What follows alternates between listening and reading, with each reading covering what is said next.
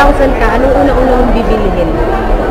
Kung may 10,000 ako, ang una kong bibilin ay camera. Pero kung may 1 million ako, sa tingin mo makakabili ako ng love? No, because love cannot be bought by money.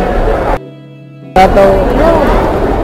Kung may 10,000 ka, anong una-una mong bibilihin? Either laptop or notebook nga. Pero kung bibigyan ka ng 10 million, sa tingin mo makakabili ka na ng love? Ay, hindi. Bakit? Kasi love, hindi naman siya nabibili. 1,000. 100,000. Kailangan talaga may bilhin. Anong una-una mong bibilihin? Laptop. Laptop. Pero kung may 10 million ka, sa tingin mo makakabili ka na nun ng love? Love? Siyempre hindi. Bakit? Ang love hindi nabibili. Kahit 100 million? Oo. Sa tingin mo, magkano kaya aabutin pagka bumili ako ng pagmamahal? Pagmamahal. Walang bayad yun. Di ba kaya ng 10 million? Even billions, hindi siya mapapantay ng pera. Sa tingin mo, sis, yung 1 million ba sapat na para makabili ako ng love? Ng love? Hindi naman nabibili ang love, di ba? Let's say may 100 million ako, hindi pa rin ba kaya?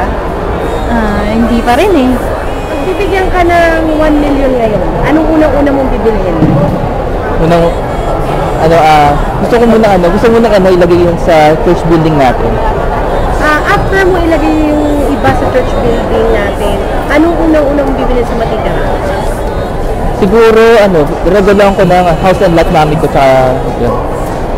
Pero kung bibigyan ka ng 100 million, sa tingin mo makakabili ka ng love? Hindi.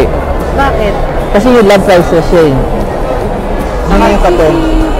Kuya, kung bibigyan ka ng 10 million ngayon, anong unang-una mong bibilihin? Marami, kotse. Pero sa tingin mo, kung may 100 million ka naman, makakabili ka na ng love? Hindi pa, hindi na nabibili yun eh. Kung may 1 million ka ngayon, anong unang-una mong bibilihin? Ako?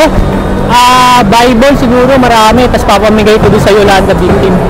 Pero kung bibigyan ka ng 10 million ngayon, sa tingin mo, kaya mo na mabili ang love? Siguro hindi. Ang love kasi hindi siya nabibili.